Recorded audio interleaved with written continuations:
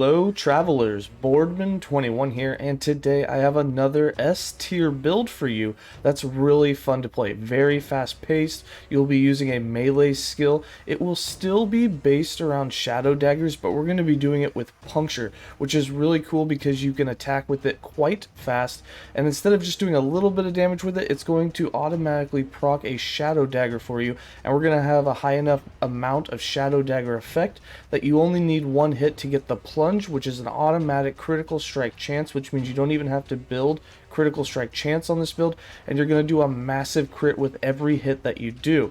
It also means no mana issues because we are using a zero cost puncture, which can generate mana for you if you take the passives to do that. So with this build, you'll actually be using a mana generator while doing amazing damage. Now it is more single target, it doesn't have the AoE that Shadow Cascade and Synchronized Strike has, but it can hit multiple enemies. It has Pierce, so it can hit multiple enemies at once. Not quite as big as Rive, not quite as big as Swipe, but it has more length like Serpent Strike.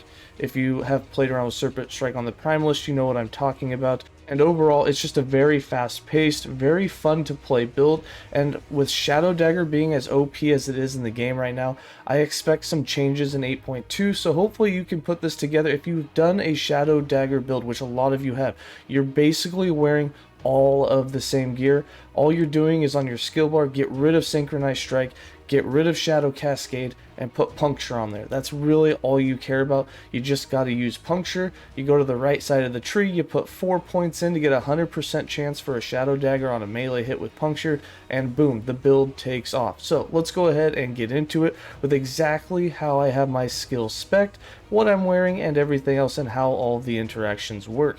This is empowered viable. I took on all of the bosses with it.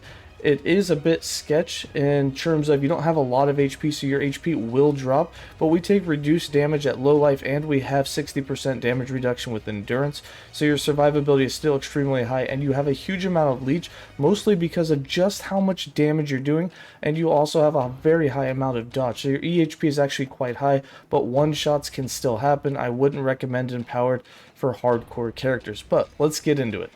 For skills, I'm running Decoy, Shift, Shurikens, Smoke Bomb, and Puncture. For Decoy, we have Decoy set up so that there'll be a few of them thrown out. Honestly, I don't use it. We do so much damage and it's so fast paced that I don't really worry about it. But when you get into the empowered fights, or if you're in the arena, Decoy is one you're going to want to throw on, especially if you see an enemy that you don't want to get near. Especially when you have to be in melee, you want it to attack the dummy first, then you can go for it and get in some good damage. But with it set up, I have 1 point in Boom, 2 points in Short Fuse, 2 points in Burning Oil, 2 points in Meticulous Construction, 2 points in Grand Diversion. This will allow you to throw 3 decoys at once. We got 2 points in Efficient Construction, 2 points in Sonic Detonation, 1 point in Embedded Spikes, 1 point in Lasting Presence, and then these next ones are the reason that I went into it, was so that when we do throw it out, you can get some extra critical strike multiplier to hit even harder. We got 4 points in Into the Shadows, which will give you 200 flat dodge rating increase while you have an active decoy, and then 1 point in Ambush, so your critical strike multiplier is increased by your dodge chance after the decoy disappears for 4 seconds. So what this does, if you have 80% dodge at any time while the decoy is active, when it disappears you get 80% more critical strike multiplier for 4 seconds, which means that your critical strikes, which will be every critical strike that you do with the Shadow Dagger Plunge, because it's a guaranteed crit strike, will hit even harder. For Shift, we have this set up to proc the Shurikens to give us dodge and to give us haste, and of course so we're invulnerable while shifting. It will also proc Shadow Daggers while we're going through enemies, so enemies that you hit that you shift through will also get critted and be hit really hard, especially if you break that 250% Shadow Dagger effect. It'll do lots of damage while you're moving and invulnerable. We got 2 points in Shadow Recuperation for some healing, not too worried about that, but it does unlock the Sleight of Hand, which we have 5 points in, so it throws 5 shurikens. Each shuriken is going to give us 30% increased armor, so that's going to be really nice for our defense. Then we got 3 points in Swift Recovery to unlock Shadow Slip. With 1 point there, we are invulnerable while shifting. 2 points in Elusive gives us 60 flat dodge rating for 1 second after shifting per point of dex we have, and we have quite a bit. So this will put you up to that 80 to 85% dodge rating for a second. Then we got 2 points in momentum, so we gain haste for 1 second after we shift. 1 point in unseen strike, 2 points in broad sweep, and 2 points in hidden blades. Gives you a 100% chance to apply Shadow Dagger to enemies you hit, and again, it only takes 1 at the 250% plus Shadow Dagger effect for it to plunge and have that critical strike, so you're basically going to one-shot everything that you shift through. Then for Shurikens, we have this set up so that it will spin around us for a duration. Each Shuriken will give us increased armor, and we can get 100% uptime of it if we shift often enough, and we have it pierced so that they don't disappear. So we got 3 points in Alacrity, 4 points in Ethereal Blades, give you that 100% pierce chance, so when they circle around you, now that they can pierce, they won't disappear on you. They'll last the full duration. 1 point in Thin Shurikens, 1 point in Blade Shield. This means that Shurikens will now cast around you and spin in a circle for 3 seconds. 3 points in Bladed Armor means that for each one we have, we get 30% increased armor. We'll have 5. That's 150% increased armor, which is a nice, significant survivability boost. 4 points in Floating Blades gives it 60% increased duration, so it'll actually last for almost 5 seconds. This also means that since Shift is on a 4-second cooldown, we can continuously have it up and get 100% uptime of it. And then our last 4 points are in Abrasive Arsenal, and this gives us Physical Shred and Poison Shred, but the Physical Shred is important because when you shred the enemies, get all the resistance off, your plunge effect from the Shadow Daggers is going to hit even harder. For Smoke Bomb is set up to do several things. One, it'll give us some extra melee damage, which is going to make our Shadow Daggers hit even harder. It's going to slow the enemies. It's going to give us Dust Shroud, so we get a higher amount of flat dodge, as well as hit that 100% glancing blow, so we take less damage. And then it itself will apply Shadow Daggers. So if you're kiting a bunch of mobs and you let one of these off and all of those mobs are following you, they're all going to hit that Smoke Bomb cloud and they're all going to die in the first hit. So we got 3 points in Lingering Fume, so it lasts longer. 3 points in Smoke Blades, so that you have that increased melee and throwing attack damage. We got 1 point in Shrouded in Darkness, so that you can get a Dust Shroud every 2 seconds, with 4 points in Rapid Concealment. Now it will be every second that you're getting one. This will give you 50 flat dodge and 5% more Glancing Blow per stack that you have of it. You already have 71% Glancing Blow with the way we have the passive setup, so with just 6 stacks you'll have 100% Glancing Blow. You can get Dust Shroud a couple of other ways, which is going to help you keep it at that 100% chance, so you'll have the 35% damage reduction.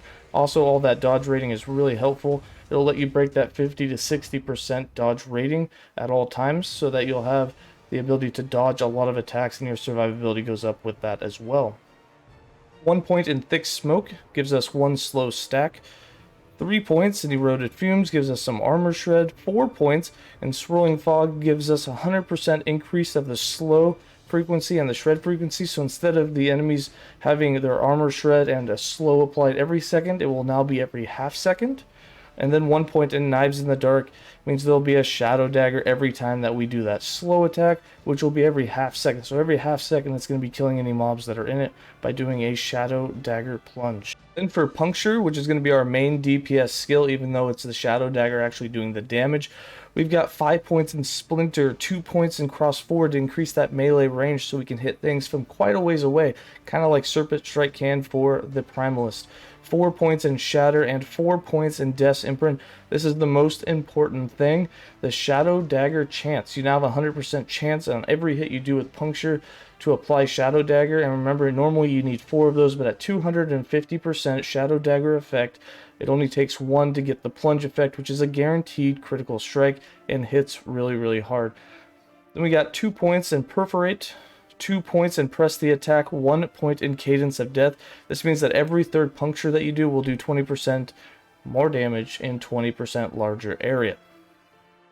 For passives, we got 30 points in the Rogue base class, with 8 points in Swift Assassin, 5 points in Steady Hand, 1 point in Guile, 1 point in Evasion, 1 point in Twin Blade, 5 points in Agility, 5 points in Dodge and Parry, and 4 points in Sapping Strikes. You do not have to have Sapping Strikes, but since Puncture is a free skill, I like to not only get the mana gain, but I also like to get that 16 health every time that I use it. It just helps replenish it if you're waiting on Leech to happen. For the Bladedancer, we got 83 points with 8 points in Cloak of Shadows, 8 points in Pursuit, 8 points in Once, 1 point in Shroud of Dusk, 5 points in Veil of Night, 6 points in Asuvan's Pact, 5 points in Perfection, 5 points in Confidence, 5 points in Exuberance, 5 points in Blood Dance, 5 points in Flash of Steel, a lot of 5-pointers all around, 8 points in Weapons of Choice. This gives us that 40% glancing blow, 1 point in Critical Eye, 5 points in All In for that critical strike multiplier, which really boosts your damage.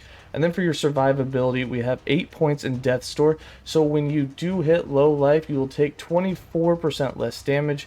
And then, of course, you'll have that 24% base critical strike chance with all your skills. Not that it really matters, but Puncture at this point, when you're at low life, will also crit on every hit that it does.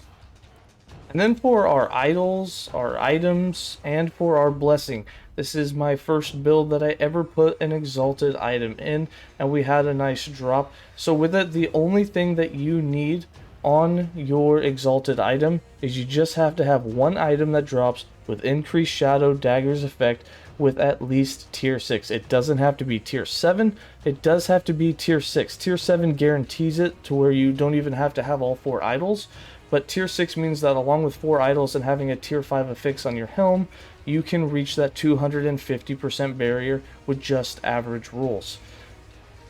It does not matter what the other affixes on this are, you can put anything else on it, just make sure that you have tier 6 on the chest. Now if you don't have one with tier 6 on it, you can get a tier 6 or tier 7 on the helm. A tier 7 on the helm will do the same thing. If you don't have an exalted item with increased Shadow Dagger effect, you will not get to the single plunge, and it will take 2 hits to get the plunge. Still playable, but it's going to be about half of the production rate of the DPS coming out. So very important to just find one item. It doesn't matter what the base item is, it doesn't matter what the other affixes are, the only thing that you care is that it has an exalted tier of increased Shadow Dagger effect. That's all that matters. And if you play a few hours in the monoliths, probably more than a few hours, if you've been playing for a few weeks, or if you've been building the other Shadow Daggers with Shadow Cascade and stuff, you've probably at least had one item fall with this on it. For the idols, for the 1x4 on the bottom, you can run anything. I have Leech and increased physical damage. For the 1x3s, you need increased Shadow Dagger effect on the prefix. The suffix doesn't matter. You can do anything that you want for the suffix, but you have to get 4 idols with increased Shadow Dagger's effect. They don't have to be perfect rules. The higher the roll on them, the better, because that means the lower the roll you can have of tier 6 on the chest and still make that 250% for the single dagger plunge effect. But if you have average rolls or high rolls, either way it's still going to work. And then for our items, I'm just going to hover over all of these really quickly. Of course, this build planner will be in the written guide, which is in the description. You can click on it, mess around with it. And then nothing special with the blessings. Basically, you got dodge, you got the items you're looking for, and then we also have some endurance with endurance threshold. You can get critical strike avoidance at the Reign of Dragons if you don't have 100% from your gear. I just have physical damage right now on my character from there, but you can definitely switch that to finish off your critical strike avoidance. We have shred physical resistance, and then of course endurance.